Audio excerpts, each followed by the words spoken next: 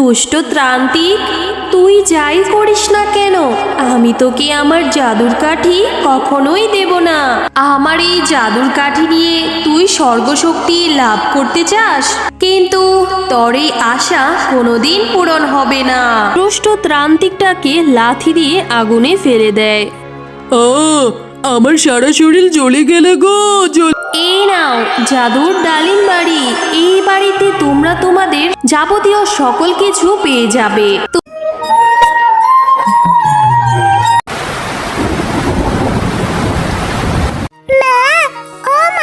বাইরে তো আজ অনেক বৃষ্টি হচ্ছে।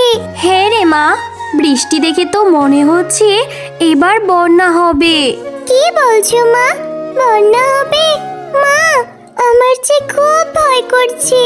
দেখো দেখো মা, বাইরে কিভাবে বিদ্যুৎ চমকাচ্ছে। মা, বন্যা হলে আমাদের আবার ভাসিয়ে নিয়ে যাবে না তো?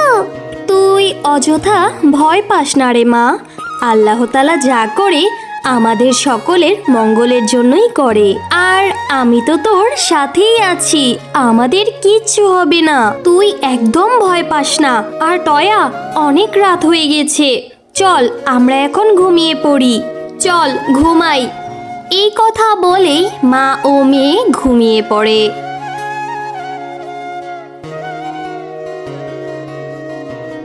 মা, ও মা, ওঠো, উঠে দেখো আমাদের ঘরে কত পানি চলে এসেছে। ও মা, ওঠো না। হে রে মা, তাই তো দেখছি। এবার এবার আমাদের কি হবে? এই ছোট্ট মেয়েটাকে নিয়ে আমি কোথায় যাব? টয়া, তুই এখানেই বসে থাক, আমি বাইরের পরিস্থিতিটা দেখে আসি। এই কথা বলে শেফা বাইরে চলে যায় বাইরের পরিস্থিতি দেখার জন্য। এ কি, বাইরে তো দেখছি অনেক পানি হয়েছে, বন্যা হয়েছে তো হয়েছে, পথ ঘাট একদম ডুবিয়ে ফেলেছে।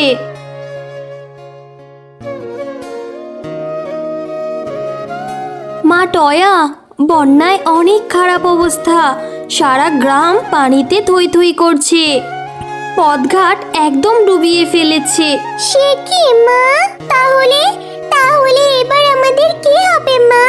পানি যদি আরো বাড়ে তাহলে তো পানিতে আমরা ডুবে মারা যাব মা।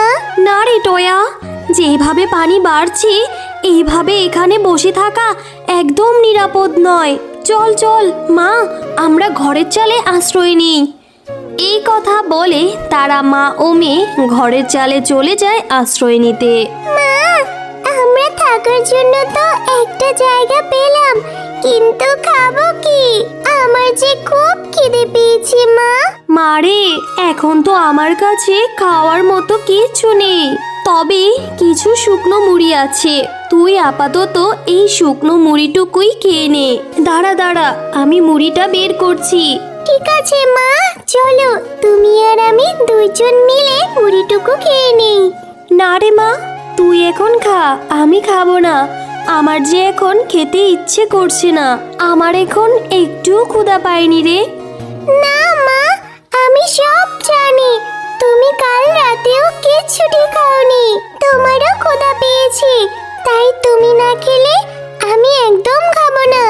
মারে, আমাদের কাছে তো অল্প কিছু মুড়ি আছে, এই অল্প মুড়ি দিয়েই আমাদের কিছুদিন চলতে হবে রে মা, তাই তুই এখন খেয়ে নে, আমি পরে কিছু খেয়ে নেব। ঠিক আছে মা।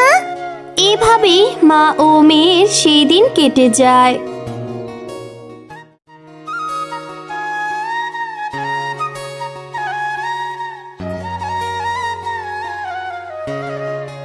মা, ও মা, দেখো না, এইদিকে একটা নৌকা ভেসে আসছে।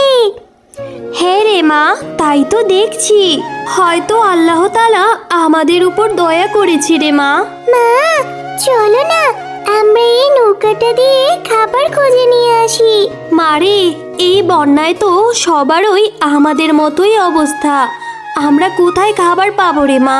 তার চেয়ে বরং চল আমরা এই নৌকা দিয়ে নিরাপদ কোনো স্থানে চলে যাই।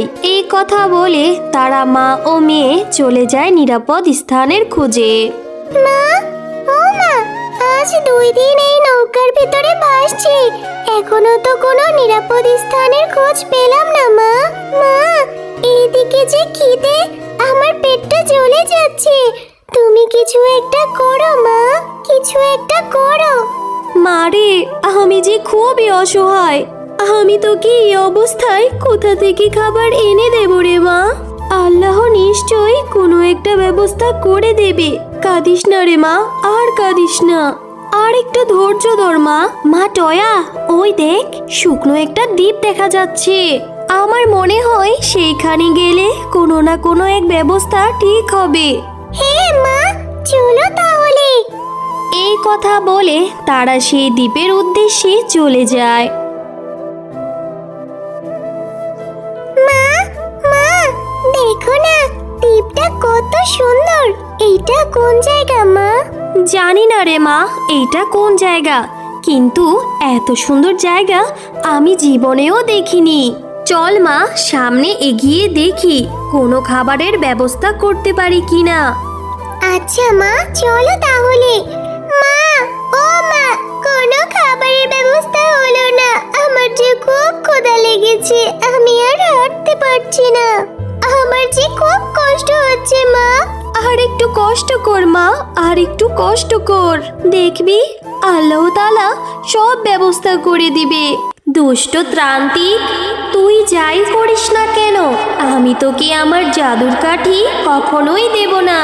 আমার এই জাদুর কাঠি নিয়ে তুই স্বর্গশক্তি লাভ করতে চাস, কিন্তু তোর এই আশা কোনোদিন পূরণ হবে না। ঠিক আছে, তুই যদি তোর জাদুর কাঠি না দিস তাহলে আমি তো স্বর্গশক্তি লাভ করতে পারবো না, আর তোকে বাঁচিয়ে রেখেও আমার কোনো লাভ নেই। এবার বল, কি করবি তুই? তোর যা করার করে নে, তবে আমি তোকে কিছুতেই আমার জাদুর কাঠি তোকে দেব না। তোকে তোর উদ্দেশ্য কখনোই সফল করতে দেব না। মা, ও মা, দেখেছো?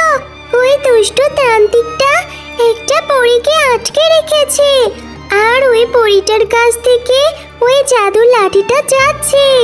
মা, তাড়াতাড়ি আমাদের কিছু একটা করতে হবে, না হলে যে ওই দুষ্ট তান্ত্রিকটা পরীটাকে মেরে ফেলবে। তুমি তাড়াতাড়ি করে কিছু একটা করো না মা। হে রে মা টয়া, আমাদের কিছু একটা করতে হবে। ওই পরীটা যে অনেক অসহায়, আমরা যদি কিছু একটা না করি তাহলে যে ওই দুষ্ট ত্রান্তিকটা পরীটাকে মেরে ফেলবে। আমাকে এখনই কিছু একটা করতে হবে। হে মা, যা করার তাড়াতাড়ি করো, কিন্তু সাবধান, ওই দুষ্ট তান্ত্রিকটা তোমারও ক্ষতি করতে পারে মা।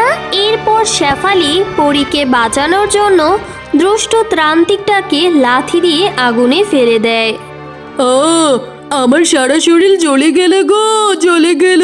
আমাকে বাঁচা, আমাকে ছেড়ে দে, আমি আর কখনো এরকম করব না। তোমাদেরকে অনেক অনেক ধন্যবাদ, তোমরা আমার জীবন বাঁচিয়েছো। আজ যদি তোমরা সঠিক সময়ে না আসতে তাহলে অনেক বড় অঘটন ঘটে যেত, আর ত্রান্তিক হয়তো আমাকে মেরেই ফেলতো। কিন্তু তোমরা এই নির্জন দ্বীপে কেন এসেছো? এরপর শেফা শিয়ালিনী তাদের সাথে হয়ে যাওয়া সকল ঘটনা পরীকে খুলে বলে। তোমাদের কথা শুনে আমার ভীষণ কষ্ট হচ্ছে।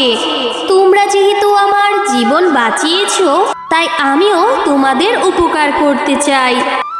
এই নাও জাদুর ডালিম বাড়ি, এই বাড়িতে তোমরা তোমাদের যাবতীয় সকল কিছু পেয়ে যাবে। তোমাদের কখনো অভাব হবে না। তোমাদের যা কিছু দরকার হবে তোমরা এই বাড়িতেই পেয়ে যাবে। আর যদি কখনো কিছুর প্রয়োজন মনে হয়, আমাকে তোমাদের দরকার হয়, তাহলে আমার নাম নিয়ে তোমরা স্মরণ করবে, আর আমি সাথে সাথেই চলে আসব। তোমাকে অনেক অনেক ধন্যবাদ পরী। তোমার এই ঋণ আমরা কখনোই শোধ করতে পারবো না। তুমি আমাদের অনেক উপকার করলে গো পরী। তোমাদেরকেও অনেক অনেক ধন্যবাদ। আমি এখন আসি, তোমরা ভালো থেকো। মা, ও মা, এখন থেকে আমাদের আর কোনো অভাব হবে না। পরীর দেহ এই ডালিম বাড়ি থেকে আমরা যাবতীয় সকল কিছু পেয়ে যাব। এখন আর আমাদের পথে পথে ঘুরতে হবে না মা। হ্যাঁ রে মা, এতদিনে আল্লাহ তাআলা আমাদের উপর মুখ তুলে তাকিয়েছে। হে আল্লাহ, তোমার দরবারে লাখো কোটি শুকরিয়া। হ্যালো বন্ধুরা, গল্পটি ভালো লেগে থাকলে চ্যানেলটি সাবস্ক্রাইব করে দিবেন এবং পাশে থাকা বেল আইকনটিতে প্রেস করে আমাদের পাশেই থাকবেন। ধন্যবাদ।